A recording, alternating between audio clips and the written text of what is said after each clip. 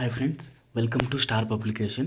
ఈరోజు డేట్ 39 జరిగిన exam paper యొక్క ఎక్స్ప్లెనేషన్ను ఇప్పుడు చూద్దాము. ఫస్ట్ క్వశ్చన్: సమస్య పరిష్కారము, విమర్శాత్మక ఆలోచన మరియు నిర్ణయాధికారానికి డాష్ అవసరము. ఏం అవసరం అవుతుంది అంటే మనకు ఆలోచన అనేది మనకు అవసరం అవుతుంది. ఆలోచన ద్వారానే సమస్య పరిష్కారము, విమర్శనాత్మక ఆలోచన, నిర్ణయాధికారము చేయగలుగుతాము. కావున ఆప్షన్ 2 సరైనది. నెక్స్ట్ క్వశ్చన్: ఆలోచన అనేది మనకు ఏంటంటే ఆలోచన అనేది బాహ్య ఉద్దీపనలకు అంతర్గత జ్ఞానంగా మార్చే వంతెన. అంటే బాహ్యంగా ఉద్దీపనలు ఉంటాయి కదా, వాటిని అంతర్గత జ్ఞానంగా మార్చే సాధన ఏది అంటే మనకు వంతెన ఏది అంటే ఆలోచనగా చెప్తాం. కాబట్టి ఆప్షన్ 1 సరైనది. నెక్స్ట్ క్వశ్చన్: ఈ క్రింద ఇచ్చిన వాక్యాలను పరిశీలించండి. స్టేట్మెంట్ ఏ. జ్ఞానం అంటే సమాచారం, భావనలు, నైపుణ్యాలు మరియు అనుభవాల సమాహారాన్ని జ్ఞానం అంటారు అని ఇచ్చినారు. ఇక్కడ స్టేట్మెంట్ ఏ అనేది మనకు సరైనదే. స్టేట్మెంట్ బి: అభ్యాసం అంటే అనుభవము, శిక్షణ ద్వారా ప్రవర్తనలో వచ్చే సాపేక్ష శాశ్వత మార్పు. అంటే అనుభవము మరియు శిక్షణ ద్వారా శాశ్వత మార్పునే మనం అభ్యాసం అంటారు. స్టేట్మెంట్ బి కూడా సరైనదే. కాబట్టి ఏబి 2 సరైనవి. నెక్స్ట్ క్వశ్చన్: ఈ క్రింద ఇచ్చిన వాక్యాలను పరిశీలించండి. స్టేట్మెంట్ ఏ. అభ్యాసం ద్వారా జ్ఞానం సిద్ధిస్తుంది. ఇది మనకు సరైనది. ఎందుకంటే అభ్యాసం చేయడం ద్వారా అంటే శిక్షణ, అనుభవం ద్వారా జ్ఞానం పొందవచ్చు. కాబట్టి ఆ స్టేట్మెంట్ ఏ అనేది మనకు సరైనది. స్టేట్మెంట్ బి: ఆర్జించిన జ్ఞానం తదుపరి అభ్యాసానికి పునాదిగా మారదు అని ఇచ్చినాడు. ఇక్కడ మనకు ఆర్జించిన జ్ఞానం అనేది అభ్యసనానికి పునాదిగా అంటే తదుపరి మనం వేరేది నేర్చుకునేటప్పుడు పూర్వ జ్ఞానం అనేది ఉపయోగపడుతుంది అంటే పునాదిగా మారుతుంది అని ఉండాలి. ఇక్కడ కానీ మారదని ఉంది కాబట్టి మారును అని ఉండాలి. Statement B సరికానిది. ఏ సరైనది, బి సరికానిది. నెక్స్ట్ క్వశ్చన్: స్టేట్మెంట్ పద్ధతిపరమైన జ్ఞానం. ఇక్కడ పద్ధతిపరమైన జ్ఞానం ప్రొసీజరల్ నాలెడ్జ్. నిజాలు సిద్ధాంతాలు తెలుసుకోవడాన్ని ఏమంటారు అంటే ఇక్కడ మనం పద్ధతిపరమైన జ్ఞానం అన్నారు. ప్రకటనాత్మక జ్ఞానం అంటారు. కావున స్టేట్మెంట్ బి ఏ అనేది సరికాదు. స్టేట్మెంట్ బి ప్రకటనాత్మక జ్ఞానం ఒక పని ఎలా చేయాలో తెలియజేయడం అనేది మనకు పద్ధతిపరమైన జ్ఞానం అవుతుంది. కావున స్టేట్మెంట్ బి కూడా సరికానిది. ఇక్కడ ఎందుకంటే ప్రకటనాత్మక జ్ఞానం ఇచ్చినారు. కావున ఏబి 2 సరికానివి. నెక్స్ట్ క్వశ్చన్: నిర్మాణాత్మక వాదం ప్రకారం డాష్. స్టేట్మెంట్ ఏ. విద్యార్థి తన జ్ఞానాన్ని స్వయంగా నిర్మించుకుంటాడు. నిర్మాణాత్మక వాదులు అంటే స్వయంగా జ్ఞానాన్ని నిర్మించుకోవడాన్ని నిర్మాణాత్మకవాదం అన్నారు. కాబట్టి స్టేట్మెంట్ ఏ సరైనది. స్టేట్మెంట్ బి: ఉపాధ్యాయులు కేవలం ఫెసిలిటేటర్, సహాయకుడిగా మాత్రమే ఉంటారు అని అన్నారు. స్టేట్మెంట్ బి కూడా సరైనది. కాబట్టి ఏబి 2 సరైనవి. నెక్స్ట్ క్వశ్చన్: ఈ క్రింది ఇచ్చిన వాటిలో ఉన్నత శ్రేణి ఆలోచన నైపుణ్యాలకు ఉదాహరణ ఏది అంటే మనకు ఉన్నత శ్రేణి ఆలోచన నైపుణ్యం అనేది దేని అంటారు అంటే మనకి ఒక శాస్త్రీయ ప్రయోగ ఫలితాన్ని విమర్శనాత్మకంగా విశ్లేషించడాన్నే మనము ఉన్నత శ్రేణి ఆలోచన నైపుణ్యంగా చెప్తాము. కావున ఆప్షన్ 2 సరైనది. నెక్స్ట్ క్వశ్చన్: అభ్యాసంలో ఆలోచన ప్రక్రియ యొక్క ముఖ్య ఉద్దేశం ఏంటి అంటే అభ్యాసంలో మనం ప్రాక్టీస్ చేసేటప్పుడు ఆలోచన ప్రక్రియ యొక్క ముఖ్య ఉద్దేశం ఏమి అని అంటే అడిగినాడు. దీని యొక్క ప్రక్రియ ముఖ్య ఉద్దేశం ఏమంటే బాహ్య ఉద్దీపనలను, సమాచారాన్ని అర్థవంతమైన జ్ఞానంగా మార్చడము. అంటే బయట దొరికిన సమాచారాన్ని అర్థవంత జ్ఞానంగా చేసుకోవడమే అభ్యాసంలో ఆలోచన ప్రక్రియ యొక్క ఉద్దేశంగా చెప్తాము. కావున ఆప్షన్ 3 మనకు సరైనది. నెక్స్ట్ క్వశ్చన్: ఒక సైకిల్ను ఎలా తొక్కాలి అనేది కంప్యూటర్లో టైపింగ్ ఎలా చేయాలి అనేది విషయాలను తెలియజేసే జ్ఞానాన్ని ఏమంటారు? సైకిల్ ఎలా తొక్కాలి, కంప్యూటర్లో టైపింగ్ ఎలా చేయాలి అనేది ఏది మనం ఏ జ్ఞానంగా చెప్తారు అంటే మనకు పద్ధతిపరమైన జ్ఞానంగా చెప్తారు. Procedural knowledge. ఎందుకంటే ఒక సైకిల్ తొక్కాలన్నా ఒక ప్రాసెస్ని ఫాలో అవ్వాలి. ఒక ప్రాసెస్ని ఫాలో అవుతేనే మనకు సైకిల్ వస్తుంది. టైపింగ్ కూడా అలానే. టైపింగ్ని కూడా మనం ప్రాక్టీస్ చేస్తూ ఒక పద్ధతి ప్రకారంగా ఫాలో అయితేనే టైపింగ్ వస్తుంది. కాబట్టి పద్ధతిపరమైన జ్ఞానంగా చెప్తాము. ప్రకటనాత్మక జ్ఞానం కాదు, భావనాత్మక జ్ఞానం కాదు, మెటాకాగ్నిషన్ జ్ఞానం కాదు. నెక్స్ట్ క్వశ్చన్: ఈ క్రింది వాణిలో నిర్మాణాత్మక అభ్యాసానికి చందని లక్షణం, నిర్మాణాత్మక అభ్యసనానికి చందని లక్షణం ఏది అంటే మనకు ఉపాధ్యాయుడు చెప్పిన విషయాలను బట్టి పట్టి పరీక్షల్లో యథాతథంగా రాయడం. ఇక్కడ నిర్మాణాత్మక వాదము లేదా నిర్మాణాత్మక అభ్యసనం అంటే ఏమి? పిల్లలే స్వయంగా అభ్యసించడం, పిల్లలే స్వయంగా నేర్చుకోవడమే నిర్మాణాత్మక అభ్యసనానికి ఉదాహరణగా చెప్తాం. ఇక్కడ బట్టి పట్టడం అనేది మనకు కాదు కాబట్టి ఆప్షన్ 3 సరికాదు. అంటే 10th క్వశ్చన్కి ఆప్షన్ 3 అనేది మనకు సరైనది అవుతుంది. Next question, choose the correct sentence. ఇక్కడ if water reaches 100 degrees it will boil. ఇక్కడ మనకి ఇది ఏ సెంటెన్స్ అవుతుంది అంటే మనకు జనరల్ సైంటిఫిక్ ట్రూత్ అవుతుంది, సైంటిఫిక్ ఫ్యాక్ట్ అవుతుంది. ఇలాంటి సెంటెన్స్ని మనం ఏ కండిషన్లో పెట్టాలి అంటే జీరో టైప్ కండిషన్లో పెట్టాలి. జీరో టైప్ కండిషన్ ఎలా ఉంటుంది అంటే ఇఫ్ తర్వాత సింపుల్ ప్రెజెంట్ ఉంటుంది, అలాగే దాని పక్కన కూడా సింపుల్ ప్రెజెంటే ఉంటుంది. కావున ఈ స్ట్రక్చర్లో ఉంటే అది జీరో టైప్ కండిషన్ అవుతుంది. ఈ జనరల్ ఫ్యాక్ట్స్ని, యూనివర్సల్ ట్రూత్స్ని, వీటన్నిటిని మనం ఏ దాంట్లో పెట్టాలి అంటే జీరో టైప్ కండిషన్లో పెట్టాలి. కావున మనకు దీనికి ఆన్సర్ ఏది సరైనది అవుతుంది అంటే if water reaches 100 degrees it boils అనేది మనకు సరైనది అవుతుంది. రీచెస్ అనేది మనం సింపుల్ ప్రెజెంటే, బాయిల్స్ అనేది కూడా సింపుల్ ప్రెజెంటే, కాబట్టి ఆప్షన్ 2 సరైనది. ఇక్కడ విల్ బాయిల్ అని ఉంది, ఇది సింపుల్ ఫ్యూచర్ కాబట్టి ఇది సరికాదు. ఇఫ్ వాటర్ రీచ్డ్ అని ఉంది, ఇది పాస్ట్ కాబట్టి ఇది కూడా సరికాదు. ఆప్షన్ 2 సరైనది. Next question, choose the correct verb. If Ramesh studies hard he dash the exam. ఇక్కడ మనకు పాసిబుల్ అయ్యే కండిషన్ కాబట్టి మనం ఏమంటారు, దేని ఏ టైప్లో రాయాలి అంటే మనం టైప్ 1 కండిషన్లో రాయాలి. టైప్ 1 కండిషన్ ఎలా ఉంటుంది అంటే ఇఫ్ తర్వాత V1 వర్బ్ ఫామ్ ఉంటుంది. అలాగే ఇంకొక సెంటెన్స్లో ఏం రాయాలి అంటే విల్ ప్లస్ V1గా రాయాలి. ఇక్కడ విల్ ప్లస్ V1 ఏది ఉంది అంటే మనకు విల్ పాస్ అనేది ఉంది. అంటే if Ramesh studied hard he will pass the exam అనేది మనకు సరైనది అవుతుంది. కావున మనం అంటే ఇటు సైడ్ సెంటెన్స్ ఏ టెన్స్లో ఉందో దాని ఆధారంగా ఆ టైప్ని మనం ఆ కండిషనల్ టైప్ని ఐడెంటిఫై చేసి ఆ టైప్ యొక్క ఇంకొక స్ట్రక్చర్ ఎలా ఉందో దాన్ని బట్టి మనం ఫిలప్ చేస్తాము. కావున ఆప్షన్ 3 సరైనది. Next question, choose the correct sentence. ఇక్కడ ఏది మనం కరెక్ట్ సెంటెన్స్ అవుతుంది అంటే ఆప్షన్ 2 కరెక్ట్ సెంటెన్స్ అవుతుంది. If I were rich I would buy a mansion. అంటే ఇక్కడ ఊహించుకుంటున్నాడు, అంటే ఇమాజినరీ కండిషన్ ఏది అంటే మనకు టైప్ 2 కండిషన్. ఈ టైప్ 2 కండిషన్లో మనకు పాస్ట్ టెన్స్తో పాటు ఇక్కడ వుడ్ ప్లస్ V1 అనేది కూడా ఉంటుంది. ఇలా ఉంటే దాన్ని మనం టైప్ 2 కండిషన్ అంటాము. కావున ఆప్షన్ 2 పాస్ట్ అనేది మన వర్ అనేది పాస్ట్ కాబట్టి I were rich I would buy a mansion కాబట్టి ఆప్షన్ 2 అనేది మనకు సరైనది అవుతుంది. నెక్స్ట్ క్వశ్చన్, ఎర్రర్ డిటెక్షన్ ఏది అంటే మనకు option 4 if she will come I will help. ఇక్కడ మనము ఇఫ్ విల్ అనేవి రెండు ఒకే దగ్గర ఉపయోగించకూడదు, ఒకే సెంటెన్స్లో ఉపయోగించకూడదు.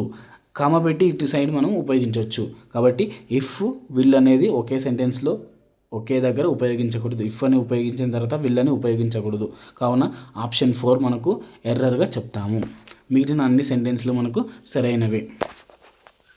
Next question, statement were is preferred in type 2 condition. ఇందాకే చెప్పినాం కదా టైప్ 2 కండిషన్ ఇమాజినరీ కండిషన్లో వర్ అనేది ఉపయోగిస్తాము. స్టేట్మెంట్ ఏ సరైనది. Statement B if I was rich is preferred నా formal grammar. If I was rich అనేది మన ఫార్మల్ గ్రామర్ కాదు, కండిషనల్ గ్రామర్గా చెప్తాము. కండిషనల్ గ్రామర్ కాబట్టి స్టేట్మెంట్ బి సరికాదు, only A is correct. Next question, choose the correct verb. If Kavya dash earlier she would have catch the bus. ఇక్కడ would have V3 ఉంది, would have plus V3 ఉంది. ఇది మనకు type 3 condition. ఇట్లా would have plus V3 ఉంటే మనం ఏం ఉపయోగించాలి అంటే హ్యాడ్ ప్లస్ V3 ఉపయోగించాలి. అంటే ఇటు సైడ్ ఇఫ్ పక్కన ఇఫ్ క్లాస్ ఏముండాలి, హ్యాడ్ ప్లస్ V3 ఉంటే వుడ్ హ్యావ్ ప్లస్ V3 వస్తుంది. ఇక్కడ వుడ్ హ్యావ్ ప్లస్ V3 వచ్చింది కాబట్టి ఇటు సైడ్ బ్లాంక్లో ఏది ఉపయోగించాలంటే హ్యాడ్ ప్లస్ V3 ఉండాలి. హ్యాడ్ ప్లస్ V3 ఏది ఉంది ఇక్కడ, ఆప్షన్ 3 హ్యాడ్ లెఫ్ట్ అనేది ఉంది కాబట్టి ఆప్షన్ 3 అనేది సరైనది అవుతుంది. If Kavya had left earlier she would have catch the bus అనేది మనకు సరైనది అవుతుంది. Next question, choose the correct sentence. ఏది మనకు కరెక్ట్ సెంటెన్స్ అవుతుంది అంటే option 1, if they had work harder they would have succeeded. ఇందాకే చెప్పుకునే స్ట్రక్చర్ దీంట్లోనే ఉండాలి. హ్యాడ్ ప్లస్ V3 మొత్తం ఉంది కాబట్టి మనకు ఆప్షన్ 1 అనేది సరైనది అవుతుంది. హ్యాడ్ ప్లస్ V3 ఉంటే వుడ్ హ్యావ్ ప్లస్ V3గా రాయాలి. వుడ్ హ్యావ్ ప్లస్ V3గా రాయాలి. ఇక్కడ మనకు వుడ్ హ్యావ్ ప్లస్ V3 లేదు కాబట్టి ఆప్షన్ 2 సరిగా అనేది ఎంచుకోవాలి. ఇక్కడ వర్క్ అనేది ఉంది, దే వర్క్ హార్డర్. వర్క్ అనేది ఉంటే మనం ఇక్కడ సింపుల్ ఫ్యూచర్లో ఉపయోగించాలి, విల్ వర్క్ అని ఉపయోగించాలి. కానీ ఇక్కడ వుడ్ హ్యావ్ ప్లస్ V3 అనేది ఉంది కాబట్టి ఇక్కడ మనకు హ్యాడ్ వర్క్డ్ అనేది ఉండాలి. కాబట్టి ఆప్షన్ 3 సరికాదు. If they work harder they will succeeded. ఇక్కడ వర్క్డ్ ఉంది, వర్క్డ్ అంటే V2 ఉన్నప్పుడు వుడ్ ప్లస్ V1 అనేది ఉపయోగించాలి. ఇక్కడ వుడ్ ప్లస్ V1 కాకుండా విల్ ప్లస్ V3 ఉపయోగించినారు కాబట్టి ఆప్షన్ 4 కూడా సరికాదు. Next question, if iron gets wet it rusts. ఇది మనకు యూనివర్సల్ ఫ్యాక్ట్స్ అంటే సైంటిఫిక్ ఫ్యాక్ట్స్ కాబట్టి ఇది 0 type condition. If Raju studies he will pass. ఇక్కడ మనకు ఇది టైప్ 1 కండిషన్ కాబట్టి ఇది మనకు పాసిబుల్ కండిషన్ కాబట్టి type 1 condition. If I were taller I would play basketball. ఇది మనకు ఇమాజినరీ కండిషన్ కాబట్టి type 2 condition. If she had called me I would have come. ఇది మనకు టైప్ 3 కండిషన్ కాబట్టి ఆప్షన్ 1 అనేది మనకు సరైనది అవుతుంది. A2 B3 C4 D1 అనేది మనకు సరైనది అవుతుంది. Next question, identify the incorrect sentence. ఏది మనకు ఇన్కరెక్ట్ సెంటెన్స్ అవుతుంది అంటే మనకు ఆప్షన్ 3 అనేది ఇన్కరెక్ట్ సెంటెన్స్ అవుతుంది. ఎందుకు అంటే మోహన్, ఇఫ్ మోహన్ కేమ్. ఇక్కడ కేమ్ అనేది V2 ఉంది. V2 ఉంటే ఇక్కడ ఇటు సైడ్ ఏముండాలి అంటే వుడ్ ప్లస్ V1గా ఉండాలి. ఇక్కడ విల్ ప్లస్ V1గా ఉంది. వుడ్ ప్లస్ V1గా ఉంటే అది సరైనది అవుతుండే. కాబట్టి ఇన్కరెక్ట్ సెంటెన్స్ ఏది అంటే ఆప్షన్ 3 ఇన్కరెక్ట్ సెంటెన్స్గా గుర్తించాలి. మిగిలినవన్నీ సెంటెన్స్లు కూడా సరైనవే. Next question, choose the correct verb. If Anil dash the truth he would tell. ఇక్కడ వుడ్ టెల్ అని ఉంది అంటే వుడ్ ప్లస్ V1 ఉన్నట్టు. వుడ్ ప్లస్ V1 ఉంటే ఇటు సైడ్ ఇఫ్ క్లాస్ ఏముండాలి అంటే V2 ఉండాలి. మనకు ఈ ఇచ్చిన సెంటెన్స్ అన్నిటిలో V2 ఏది ఉంది అంటే న్యూ అనేది ఉంది. Know, knew, known. కాబట్టి ఆప్షన్ 2 అనేది మనకు సరైనది అవుతుంది. If Anil knew the truth he would tell us. Next question, Irfan దగ్గర పర్మిత్ వద్ద గల గోళీల 5 రెట్ల కంటే 7 గోళీలు ఎక్కువ గలవు. ఇర్ఫాన్ దగ్గర 37 గోళీలు ఉంటే పర్మిత్ దగ్గర ఉన్న గోళీల సంఖ్య ఎంత? ఇప్పుడు పర్మిత్ దగ్గర గోళీల సంఖ్య కనుక్కోవాలి కాబట్టి అది X అనుకుందాం. ఇర్ఫాన్ దగ్గర మొత్తం ఎన్ని గోళీలు ఉన్నాయంట? 37 ఉన్నాయంట. ఈ 37 గోళీలు ఎంతకు సమానము అంటే పర్మిత్ దగ్గర ఉన్న గోళీలకు 5 రెట్ల కంటే 7 ఎక్కువ. అంటే 5 రెట్లు కాబట్టి మనకు ఇంటూ చేసుకోవాలి కాబట్టి 5x ప్లస్ ఎక్కువ అన్నాడు కాబట్టి +7.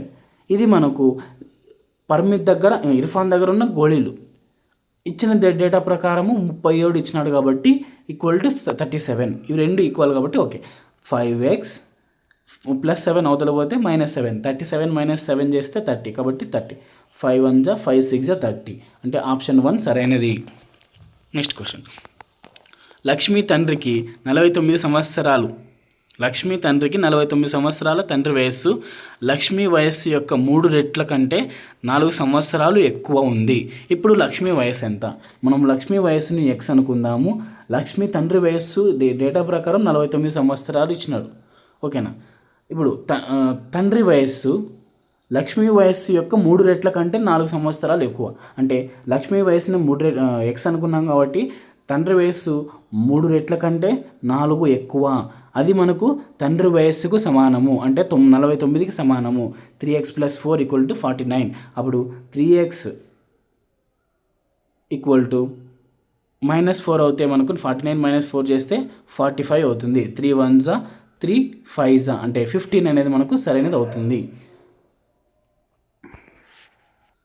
ఇక్కడ ఆప్షన్ 2 మనకు మిస్టేక్ పడింది, 15 అనేది ఉండాలి. ఆప్షన్ 2 మిస్టేక్ పడింది, 15 అనేది మనకు ఆన్సర్ అవుతుంది. Next question. సుందర్ గ్రామ్ ప్రజల గ్రామ ఉద్యానవనంలో మొక్కలు నాటారు. వీటిలో కొన్ని పండ్ల మొక్కలు ఇతర పండ్ల మొక్కల సంఖ్యకు 3 రెట్ల కంటే 2 ఎక్కువగా ఉన్నాయి. ఇతర మొక్కల సంఖ్య 77 ఉన్నచో పండ్ల మొక్కల సంఖ్య ఎంత? ఇక్కడ మనకు కన్ఫ్యూజన్ ఇచ్చేందుకు ఇట్లాంటి స్టేట్మెంట్స్ ఇస్తారు. మనకు ఇతర మొక్కల సంఖ్యలు ఉన్నాయి, పండ్ల మొక్కల సంఖ్యలు ఉన్నాయి. ఆ దాంట్లో 2 మొక్కల సంఖ్యలలో 77 అనేది ఇతర మొక్కల సంఖ్య, పండ్ల మొక్కల సంఖ్య ఎన్నో కనుక్కోవాలి. మనం ఎంత కనుక్కోవాలి అనేది మనకు ఎక్స్ అనుకోవాలి. ఈ ఇతర మొక్కల సంఖ్య 77 కదా. ఇచ్చిన డేటా ప్రకారము ఇతర పండ్ల మొక్కల సంఖ్యకు పండ్ల మొక్కల సంఖ్యకు 3 రెట్ల కంటే 2 ఎక్కువ. అంటే మనకు పండ్ల మొక్కల సంఖ్యకు ఎక్స్ అనుకున్నాం కాబట్టి 3x 3 రెట్లు ప్లస్ 2. ఇది ఏమవుతుంది, మనకు ఇతర మొక్కలు వస్తాయి. ఆ ఇతర మొక్కలు మనకు సంఖ్య ఎంత ఇచ్చినాడు, 77 ఇచ్చినాడు. కాబట్టి ఆ 2 సమానం కాబట్టి ఈక్వల్ చేసుకున్నాము. 3x + 2 = 77. ఈ +2 అనేది యువతల పోతే -2 అవుతుంది. అంటే 3x = 75. 3 1s 3 2s 3 5s అంటే 25 అనేది మనకు పండ్ల సంఖ్యలు అవుతాయి. Next question. సమద్విబాహు త్రిభుజంలో భూకోణాలు సమానంగా ఉన్నాయి. శీర్ష కోణం 40 డిగ్రీలు అయితే ఒక్కొక్క భూకోణం కొలత ఎంత? త్రిభుజం అంతర కోణాల మొత్తం 180 డిగ్రీలు. ఇప్పుడు ఇది మనకు సమద్విబాహు త్రిభుజంలో రెండు భుజాలు సమానంగా ఉంటాయి. ఆ ఎదురుగా 2 సమాన భుజాలు కలిగిన కోణాలు కూడా మనకు సమానంగా ఉంటాయి అనేది మనకు నియమం తెలిసి ఉండాలి. ఇది మనకు శీర్షకోణం డేటా ప్రకారము 40 డిగ్రీలు ఇచ్చినాడు. ఇది మనకు 2 సమానమే కాబట్టి ఏ అనుకుందాం. ఇప్పుడు త్రిభుజంలోని 3 అంతర కోణాలు ఏ 40. ఈ మొత్తం కలిపితే మనకి ఎంత వస్తుంది అంటే 180 డిగ్రీలు వస్తుంది. ఎందుకంటే త్రిభుజంలోని 3 కోణాల మొత్తం 180 కాబట్టి 180. ఈ +40 అవతలికి పోతే -40 అవుతుంది. అంటే 2a = 140 అవుతుంది. అంటే 2 1s 2 7s అంటే 70 డిగ్రీస్ అనేది మనకు ఆన్సర్ అవుతుంది. 70 డిగ్రీస్ అనేది ఆన్సర్ అవుతుంది. Next question. పవన్ రాహుల్ తీసుకున్న పరుగుల కంటే రెట్టింపు పరుగులు తీశాడు. వారిద్దరూ కలిసి మొత్తంగా తీసుకున్న పరుగులు 200 కంటే 2 తక్కువ. ఒక్కొక్కరు తీసిన పరుగులు ఎంత అని అంటున్నాడు. ఓకేనా. ఇక్కడ పవన్ తీసిన పరుగులు, రాహుల్ తీసుకున్న పరుగులు కరెక్ట్ వచ్చిందో లేదో చూద్దాం. ఇప్పుడు మనకు పవన్ తీసుకున్న పరుగులు ఎంత అంటున్నాడు? రాహుల్ తీసుకున్న పరుగుల కంటే రెట్టింపు పరుగులు అన్నాడు. అంటే రాహుల్ x పరుగులు తీసుకుంటే పవన్ 2x పరుగులు తీసుకున్నట్టు, ఎందుకంటే రెట్టింపు పరుగులు తీసుకున్నాడు అని అర్థం. ఇక్కడ వాళ్ళిద్దరూ కలిసి అంటే 2x + x వాళ్ళిద్దరూ కలిసి ఎన్ని పరుగులు చేసినారు? 200 కంటే 2 తక్కువ చేసినారు. అంటే 198 పరుగులు చేసినట్టు. అంటే 200 కంటే 2 తక్కువ అంటే 198. కాబట్టి 3x = 198. 3 1s 3 6 18 3 6 18 అంటే x = 66. x అనేది మనకు రాహుల్ది కాబట్టి రాహుల్ ఎన్ని పరుగులు చేశాడు అంటే 66 పరుగులు చేశాడు. కాబట్టి బి సరైనదే. ఏ చూద్దాం. ఇక్కడ ఏ అనేది 2x అంటే పవన్ చేసిన పరుగులు రావాలి అంటే 2x చేయాలి. అంటే × 2 చేస్తే మనకు ఎంత వస్తుంది అంటే 172 వస్తుంది. అంటే మనకు 172 ఇచ్చినాడా అంటే 172 ఇవ్వలేదు, 170 ఇచ్చినాడు. కాబట్టి పవన్ చేసిన పరుగులు 172 అని ఉండాలి. రాహుల్ చేసింది 66 కాబట్టి స్టేట్మెంట్ బి సరైనదే. అంటే ఏ సరికానిది, బి సరైనది. Next question. రాజు వయస్సుకు 3 రెట్లు కంటే 5 సంవత్సరాలు ఎక్కువ. రాజు తండ్రి వయస్సు 44 సంవత్సరాలు అయినప్పుడు రాజు యొక్క వయస్సు ఎంత? ఇక్కడ రాజు ఫాదర్ది ఉంది, రాజుది ఉంది. రాజు వయస్సు కనుక్కోమన్నాడు కాబట్టి దాన్ని x అనుకుందాం. ఓకేనా. రాజు తండ్రి వయస్సు రాజు వయస్సుకు 3 రెట్లు. అంటే రాజు వయస్సుకు 3 రెట్లు అంటే 3x కంటే 5 సంవత్సరాలు ఎక్కువ అంటే +5. ఇచ్చిన డేటా ప్రకారము రాజు తండ్రి వయస్సు 44 ఇచ్చినాడు కాబట్టి మనకు 44 ఇచ్చినారు కాబట్టి 3x ప్లస్ 5 ఈక్వల్ టు 44. మనం +5ని ఇటు సైడ్ పంపిస్తే -5 అవుతుంది. అంటే 3x ఈక్వల్ టు 39 అవుతుంది. 3 1s 3 3s అంటే x ఈక్వల్ టు 13 అవుతుంది. x ఈక్వల్ టు 13 అవుతుంది. ఆప్షన్ 3 సరైనది. Next question. 2 రకాల పెట్టెలు మామిడి పళ్ళును కలిగి ఉన్నాయి. ప్రతి పెద్ద పెట్టెలో 8 చిన్న పెట్టెలో గల పళ్ళ కంటే 4 పళ్ళు ఎక్కువ గలవు. ప్రతి పెద్ద పెట్టెలో 100 మామిడి పళ్ళు ఉంటే ప్రతి చిన్న పెట్టెలో గల మామిడి పళ్ళ సంఖ్య. ఇక్కడ మనకు పెద్ద పెట్టె అనేవి ఉన్నాయి, చిన్న పెట్టెలో ఉన్నాయి. పెద్ద పెట్టె, చిన్న పెట్టె. ఇప్పుడు పెద్ద పెట్టె ఎంత ఉందంట? చిన్న పెట్టెలో, ఇప్పుడు చిన్న పెట్టెని కనుక్కోవాలి కాబట్టి x అనుకుందాం. పెద్ద పెట్టెలో ఉన్న మామిడి పళ్ళు ఎట్లా అంట? చిన్న పెట్టెలో మామిడి పళ్ళు, పెద్ద పెట్టెలో మామిడి పండ్ల సంఖ్య ఎంత అంటే 8, చిన్న పెట్టెలో సంఖ్య అంటే 8x. ఓకేనా? అంటే 8 ఇంటూ x చేయాలి. ఎందుకు x చేసినాము అంటే చిన్న పెట్టెలో ఉన్న సంఖ్యలో ఉన్నాయి. పెద్ద పెట్టెలో ఉన్న పండ్ల సంఖ్య ఎట్లా అంటే 8x అంటే 8 రెట్లు అని అర్థం. అంటే 4 పండ్లు ఎక్కువ. 4 పండ్లు ఎక్కువ అంటే +4 చేయాలి. వాడి దత్తాంశం ఇచ్చిన ప్రకారము ఈ పెద్ద పెట్టెలో మామిడి పండ్లు ఎన్ని ఉన్నాయంట? 100 ఉన్నాయంట. అంటే ఈ 100కి ఈ ఇచ్చిన సమీకరణానికి ఈక్వల్ చేసుకుంటే మనకు x వాల్యూ కనుక్కోవచ్చు. x వాల్యూ అంటే ఏమి? చిన్న పెట్టెలో ఉన్న పండ్ల సంఖ్యను కనుక్కోవచ్చు. కావున 8x ఈక్వల్ టు -4 చేస్తే 100 - 4 చేస్తే 96 వస్తుంది. 8 1s 8 2s 8 2s 16. కాబట్టి 12 అనేది మనకు ఆన్సర్ అవుతుంది. Next question. తరగతి గదిలో ఒక విద్యార్థిని పొందిన గరిష్ట మార్కులు తక్కువ పొందిన విద్యార్థులకు 2 రెట్ల కంటే 7 ఎక్కువ ఉన్నాయి. గరిష్ట మార్కులు 87, కనిష్ట మార్కులు ఎంత? ఇక్కడ గరిష్ట మార్కులు, కనిష్ట మార్కులు, వీరికి ఒక గరిష్ట మార్కులు ఇచ్చినారు, కనిష్ట మార్కులు కనుక్కోమంటున్నారు. అంటే కనిష్ట మార్కులు ఎంత మనకు తెలియదు కాబట్టి x అనుకుందాం. ఇక్కడ గరిష్ట మార్కులు ఎంత ఇచ్చినాడు?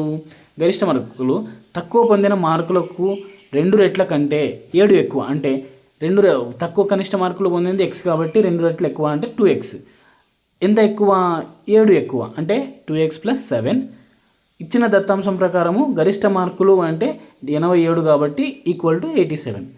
2x equal to 80. 2 1s 2 40s అంటే x ఈక్వల్ టు 40. కనిష్ట మార్కులు ఎంత అంటే మనకు 40. కాబట్టి ఆప్షన్ 1 సరైనది. Next question. ఒక సంఖ్య యొక్క 3 రెట్లు మరియు 11ల మొత్తము 32. ఆ సంఖ్య ఏది? ఇప్పుడు ఒక సంఖ్య యొక్క 3 రెట్లు అంటే 3x, 11ల మొత్తం అంటే +7 ఈక్వల్ టు మొత్తం ఎంత? 32. మనం +11 ఇటు సైడ్ చేస్తే మనకు 32 చేస్తే 32కి మైనస్ అవుతుంది. అంటే 3x ఈక్వల్ టు 32 - 11 చేస్తే 3x ఈక్వల్ టు 21 వస్తుంది. 3 1s 3 7s కాబట్టి ఆప్షన్ 2 సరైనది. Next question. ఒక సంఖ్య యొక్క 4వ వంతు 7 కంటే 3 ఎక్కువ. 7 కంటే 3 ఎక్కువ అంటే ఒక సంఖ్య యొక్క 4వ వంతు x అనుకుందాం. ఒక సంఖ్యని, ఆ సంఖ్య యొక్క 4వ వంతు 7 కంటే 3 ఎక్కువ అంటే ఈ 7 + 3 చేసేస్తాం. ఓకేనా? ఆ సంఖ్య కనుక్కోనండి అంటే 7 + 3 చేస్తే 10. x/4. ఈ బైలో ఉన్న 4 ఈక్వల్ టు అవతల పోతే ఇంటూ 4 అవుతుంది కాబట్టి 10 × 4 40. అంటే x ఈక్వల్ టు ఎంత అవుతుంది? 40 అవుతుంది. ఆప్షన్ 1 సరైనది. Next question. ఈ క్రింది ఇచ్చిన వాటిని పరిశీలించండి. స్టేట్మెంట్ ఏ. దైత్వం సిద్ధాంతం దేన్ని తెలియజేస్తుంది అంటే మనకు జీవుడు వేరు, దేవుడు వేరు దానిని తెలియజేస్తుంది. స్టేట్మెంట్ ఏ సరైనది. విశిష్ట అద్వైతం. జీవుడు దేవుడిలోని అంశము. స్టేట్మెంట్ బి కూడా సరైనదే. Statement C. అద్వైతం జీవుడే దేవుడు. స్టేట్మెంట్ సి కూడా సరైనదే. కాబట్టి ఏబిసి అన్నీ సరైనవి. Next question. ఈ క్రింద ఇచ్చిన వాక్యాల్లో సరైన వాక్యం కానిది ఏది?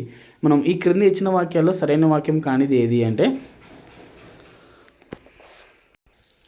ఆప్షన్ 2. భక్తి ఉద్యమాన్ని మధ్వాచార్యుడు ప్రారంభించాడు. వీరు అద్వైతాన్ని ప్రబోధించారు. మనకు భక్తి ఉద్యమాన్ని ప్రారంభించింది మధ్వాచార్యుడు కాదు, ఆది శంకరాచార్యుడు. కాబట్టి ఆప్షన్ 2 సరికాదు.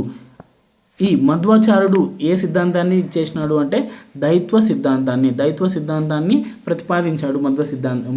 ఆది శంకరాచార్యుడు అద్వైత సిద్ధాంతాన్ని ప్రతిపాదించాడు. నెక్స్ట్ క్వశ్చన్, ఈ క్రింద ఇచ్చిన వాక్యాలను పరిశీలించండి. స్టేట్మెంట్ ఏ, రామానుజాచార్యుడు దక్షిణ భారతదేశంలోని శ్రీ బెరంపదూర్లో క్రీస్తు శకం 1717వ సంవత్సరంలో జన్మించారు. స్టేట్మెంట్ ఏ సరైనది. స్టేట్మెంట్ బి, శ్రీ రామానుజాచార్యులు వచనములు అనే పేరుతో బ్రహ్మసూత్రాలను రచించారు. ఇక్కడ మనకు రామానుజాచార్యులు శ్రీభాష్యం అనే పేరుతో బ్రహ్మసూత్రాలను రచించారు. ఈ వచనములు అనే రచనలు ఎవరివి అంటే బసవేశ్వరుడివి. ఈ బసవేశ్వరుడు మనకు వీరశైవ సాంప్రదాయాన్ని ప్రబోధించారు. కావున ఆప్షన్ 2 స్టేట్మెంట్ బి సరికాదు. ఏ సరైనది, బి సరికానిది. నెక్స్ట్ క్వశ్చన్, ఈ క్రింద ఇచ్చిన వాక్యాలను పరిశీలించండి. స్టేట్మెంట్ ఏ, బసవేశ్వరుడు ఆలోచన విధానాన్ని శుద్ధ అద్వైతం అంటారు. బసవేశ్వరుడి యొక్క ఆలోచన విధానాన్ని శుద్ధ అద్వైతం అంటారు. కానీ మనకు బసవేశ్వరుడి ఆలోచన విధానం కాదు, బసవేశ్వరుడి ఆలోచన విధానము వీరశైవ సిద్ధాంతం, వీరశైవ సాంప్రదాయము. కావున స్టేట్మెంట్ ఏ సరికాదు. ఈ శుద్ధ అద్వైతం ఎవరిది అంటే మనకు వల్లభాచార్యుడిది. కావున స్టేట్మెంట్ ఏ సరికాదు. స్టేట్మెంట్ బి చూద్దాం. బ్రహ్మసూత్రాలు అనేది ఒక సంస్కృత గ్రంథము. వీటిని వ్యాసుడు లేదా బాదరాయణుడు రచించాడు. బ్రహ్మసూత్రాలనే వేదాంత సూత్రాలు అని కూడా అంటారు. స్టేట్మెంట్ బి సరైనది. అంటే ఏ సరికానిది, బి సరైనదిగా గుర్తించాలి. నెక్స్ట్ క్వశ్చన్, స్టేట్మెంట్ ఏ, ఉత్తర భారతదేశంలో వైష్ణవ మతాన్ని ప్రచారం చేసిన ఘనత నందుడికి చెందుతుంది. వీరు ప్రయాగలో జన్మించారు. బనారస్లో వీరి విద్యాభ్యాసం కొనసాగింది. స్టేట్మెంట్ ఏ సరైనది. స్టేట్మెంట్ బి, రామానందుడు రామానుజాచార్యులో వారి విశిష్ట అద్వైతం పట్ల వీరికి విశ్వాసం, అతని బోధనలను ఈయన బహుళ ప్రచారంలోకి తీసుకొచ్చాడు. స్టేట్మెంట్ బి కూడా సరైనది. అంటే ఏ, బి రెండు సరైనవి. నెక్స్ట్ క్వశ్చన్, ఈ క్రింద ఇచ్చిన వాక్యాలను పరిశీలించండి. స్టేట్మెంట్ ఏ, కబీర్ ప్రసిద్ధ సూక్తి మానవులంతా సమానమే, కులం లేదు, ఉపకులం లేదు. ఇది మనకు కబీర్కి సంబంధించినది కాదు, బసవేశ్వరుడికి సంబంధించినది. కావున స్టేట్మెంట్ ఏ సరికాదు. దేవుని ఎదుట అందరూ సమానమే, ఇది బసవేశ్వరుడు ఉంది, కానీ బసవేశ్వరుడిది కాదు. దేవుని ఎదుట అందరూ సమానమే అనేది కబీర్ యొక్క సూక్తి. కావున స్టేట్మెంట్ బి కూడా సరికాదు. ఏ, బి రెండు సరికానివి. నెక్స్ట్ క్వశ్చన్, ఈ క్రింద ఇచ్చిన వాక్యాలను సరికాని వాక్యం గుర్తించండి, సరికానిదిగా గుర్తించండి. సరికానిది ఏది అంటే మనకు ఆప్షన్ 3, హరిలో అందరూ అందరిలో హరి అని కబీర్ బోధన సారాంశం అని ఉంది. ఇందాకే చెప్పుకున్నాం. కబీర్ యొక్క బోధన సారాంశం ఏది? దేవుని ముందు అందరూ సమానమే అని. ఇక్కడ హరిలో అందరూ అందరిలో హరి అని చెప్పింది ఎవరు అంటే మనకు సంత్ రవిదాస్ చెప్పారు. కావున ఆప్షన్ 3 సరికాదు. మిగిలిన అన్ని ఆప్షన్లు మనకు సరైనవే. నెక్స్ట్ క్వశ్చన్, స్టేట్మెంట్ ఏ, చైతన్య మహాప్రభుని శ్రీ గౌరంగ అని కూడా పిలుస్తారు. ఇతను బెంగాల్కు చెందిన ప్రముఖ వైష్ణవ సాధువు మరియు సంఘ సంస్కర్త. స్టేట్మెంట్ ఏ మనకు సరైనదే. స్టేట్మెంట్ బి, చైతన్యుడు దేవుడు ఒక్కడే అని, ఆయన కృష్ణుడు లేదా హరి అని విశ్వసించాడు. స్టేట్మెంట్ ఏ, బి రెండు సరైనవే కాబట్టి ఏ, బి రెండు సరైనవి. నెక్స్ట్ క్వశ్చన్, ఈ క్రింద ఇచ్చిన వాటిని పరిశీలించండి. స్టేట్మెంట్ ఏ, శంకర దేవుడు అస్సాం ప్రాంత సాధువు. అతను కవి, నాటకకర్త మరియు సంఘ సంస్కర్త. స్టేట్మెంట్ ఏ సరైనది. స్టేట్మెంట్ బి, శంకరదేవుడు గిరిజనులతో సహా అందరికీ వైష్ణవ మతాన్ని ప్రబోధించడంలో విజయం సాధించాడు. స్టేట్మెంట్ బి కూడా సరైనదే. స్టేట్మెంట్ సి, అన్ని వర్గాల ప్రజలు సమావేశం అవ్వడానికి సత్రాలు, మఠాలు మరియు నామ్ఘర్లు గురునానక్ ప్రారంభించాడు. గురునానక్ ప్రారంభించలేదు. వీటిని సత్రాలు, మఠాలను ప్రారంభించినది శంకరదేవుడు. ఇది ప్రీవియస్ బిట్. మనకు శంకరదేవుడు అనే వ్యక్తి అనే మత ప్రచారకుడు సత్రాలను, మఠాలను ప్రబోధించాడు. కాబట్టి స్టేట్మెంట్ సి సరికాదు. ఏ, బి రెండు సరైనవి. నెక్స్ట్ క్వశ్చన్, ఈ క్రింద ఇచ్చిన వాక్యాలను పరిశీలించండి. స్టేట్మెంట్ ఏ, సిక్కు మత స్థాపకుడైన గురునానక్ కబీర్ బోధనలు ఈయన విశేషంగా అభిమానించారు. లాహోర్ సమీపంలో తల్వండి గ్రామంలో గురునానక్ క్రీస్తు శకం 1469లో జన్మించాడు. స్టేట్మెంట్ ఏ సరైనది. స్టేట్మెంట్ బి, జ్ఞానేశ్వరుడు భగవద్దీపిక అనే పేరుతో గీతకు వ్యాఖ్యానం రాశాడు. దీనిని జ్ఞానేశ్వరి అని కూడా అంటారు. జ్ఞానేశ్వరి మరాఠా భాషలో బోధనలు చేశాడు. స్టేట్మెంట్ బి అనేది కూడా మనకు సరైనదిగానే గుర్తించాలి. కాబట్టి ఏబి రెండు సరైనవి. Next question. స్టేట్మెంట్ ఏ. పొట్టి శ్రీరాములు పూర్వీకులు ఒకప్పుడు నెల్లూరు జిల్లా కనిగిరి ప్రాంతము, ప్రకాశం జిల్లా ప్రస్తుతం ప్రాంతీయులు. వ్యాపార రీత్యా మద్రాసులోని స్థిరపడ్డారు. స్టేట్మెంట్ ఏ సరైనది. Statement B. శ్రీరాములు గురువయ్య మహాలక్ష్మమ్మ దంపతులకు మద్రాసులో 1910లో జన్మించారని ఉంది. 1910లో కాదు జన్మించింది, 1901లో మనకు పొట్టి శ్రీరాములు జన్మించారు. కాబట్టి స్టేట్మెంట్ బి సరికాదు, ఏ సరైనది, బి సరికానిది. Next question. ఆంధ్రులకు ప్రత్యేక రాష్ట్రాన్ని ఏర్పాటు చేస్తూ ప్రకటించే వరకు నా దీక్ష అమరణాంతం కొనసాగిస్తాను అని ప్రకటించి 1952 ఆదివారం ఎవరు అమరణ నిరాహార దీక్ష ప్రారంభించారు? ఎవరు ప్రారంభించారు అంటే పొట్టి శ్రీరాములు గారు ప్రారంభించారు. స్టేట్మెంట్. సుందరకవి పైడిమర్రి వెంకట సుబ్బారావు. సుందరకవి అని ఎవరిని అంటారు అంటే పైడిమర్రి వెంకట సుబ్బారావు గారిని అంటారు అని ఇచ్చారు. కానీ మనకు సుందర కవి అని ఎవరిని అంటారు అంటే శంకరంబాడి సుందరాచారిని అంటారు. శంకరంబాడి సుందరాచారిని. కాబట్టి స్టేట్మెంట్ ఏ సరికాదు. Statement B. జాతీయ ప్రతిజ్ఞ నిర్మాత శంకరంబాడి సుందరాచార్యులు. మనకు జాతీయ ప్రతిజ్ఞ నిర్మాత ఎవరు అంటే పైడిమర్రి వెంకట సుబ్బారావు. కాబట్టి స్టేట్మెంట్ బి కూడా సరికాదు, ఏబి రెండు సరికానివి. Next question. Statement A. జాతీయ జెండా రూపశిల్పి పింగళి వెంకయ్య. స్టేట్మెంట్ ఏ సరైనది. అమరజీవి అని ఎవరిని అంటారంటే పొట్టి శ్రీరాములు అంటారు. స్టేట్మెంట్ బి కూడా సరైనదే, ఏబి రెండు సరైనవి. Next question. 1/10/1953 డాష్ రాజధానిగా ఆంధ్ర రాష్ట్రం ఏర్పాటైంది. మనకు ఏ జిల్లా రాజధానిగా ఉంది అంటే కర్నూలు జిల్లా అనేది మనకు రాజధానిగా మొదటిగా ఆంధ్ర రాష్ట్రం ఏర్పాటైంది. Next question. ఈ క్రింద ఇచ్చిన వాక్యాలను పరిశీలించండి. Statement A. జెండా వెంకయ్యగా ప్రసిద్ధి పొందిన పింగళి వెంకయ్య 1878 ఆగస్టు 2వ తేదీన కృష్ణా జిల్లా బట్ల పెనుమర్రలో జన్మించారు. స్టేట్మెంట్ ఏ సరైనది. Statement B. 1960 సంవత్సరంలో కలకత్తాలో జరిగిన జాతీయ కాంగ్రెస్ మహాసభలకు పింగళి వెంకయ్య హాజరయ్యారు. మనకు 1960లో జరిగినది కాదు, 1901లో జరిగిన అని ఉండాలి. కాబట్టి స్టేట్మెంట్ బి సరికాదు, ఏ సరైనది, బి సరికానిది. Next question. ఈ క్రింద ఇచ్చిన వాటిని పరిశీలించండి. స్టేట్మెంట్ ఏ. జెండాలో కాషాయం రంగు త్యాగానికి, దేశభక్తికి ప్రతీకగా ఉన్నారు. స్టేట్మెంట్ ఏ సరైనది. Statement B. త్రివర్ణ పథకంలో ఆకుపచ్చని శాంతికి, సత్యానికి చిహ్నంగా ఉంచారు. స్టేట్మెంట్ బి కూడా సరైనది. Statement C. త్రివర్ణ పథకంలో తెలుపు రంగు సమృద్ధికి, నమ్మకానికి గుర్తుగా ఉంచారు. స్టేట్మెంట్ బి కూడా సరైనది. ఇక్కడ త్రివర్ణ పథకంలో ఆకుపచ్చని రంగు అనేది మనకు దేన్ని తెలియజేస్తుంది అంటే తెలుపు రంగు అనేది మనం శాంతికి తెలియజేస్తుంది. కాబట్టి స్టేట్మెంట్ బి సరికాదు. Statement C. త్రివర్ణ పథకంలో తెలుపు రంగు సమృద్ధిని ఉంది, సమృద్ధి నమ్మకాన్ని తెలియజేసేది ఆకుపచ్చ రంగు. కాబట్టి స్టేట్మెంట్ సి కూడా సరికాదు, బీసీ సరికానివి. Next question. ఈ క్రింద ఇచ్చిన వాక్యాల్లో సరైన వాక్యం కాని దానిని గుర్తించండి అంటున్నారు. ఈ క్రింద ఇచ్చిన వాక్యాల్లో సరైన వాక్యం కానిది ఏది అంటే ఆప్షన్ 1 చూద్దాం. 1962లో భారత్ చైనా యుద్ధం ముగిసిన తర్వాత మన దేశ విద్యార్థులకు ప్రాథమిక దశ నుండే దేశభక్తి కలిగించాలనే భావన పైడిమర్రి సుబ్బారావు గారికి కలిగింది. ఆప్షన్ 1 సరైన వాక్యమే. ఆప్షన్ 2 భారతదేశం నా మాతృభూమి అనే ప్రతిజ్ఞ రాశారు. తెన్నేటి విశ్వనాథం గారితో చర్చించి ప్రభుత్వం దృష్టికి తీసుకెళ్లారు. ప్రతిజ్ఞ విలువను, అవసరాన్ని వివరించి ప్రతిని అందజేశారు. స్టేట్మెంట్ ఆప్షన్ 2 కూడా సరైనదే. ఆప్షన్ 3 1964 బెంగళూరులో ప్రముఖ న్యాయ నిపుణుడు మహమ్మద్ కర్లింగ్ చాగ్లా అధ్యక్షతన కేంద్రీయ విద్యా సలహా మండలి సమావేశంలో జాతీయ ప్రతిజ్ఞతను స్వీకరించారు. స్టేట్మెంట్ ఆప్షన్ 3 కూడా మనకు సరైనదే. కాబట్టి సరికాని వాక్యం ఏది అంటే ఏది కాదుగా గుర్తించాలి. Next question.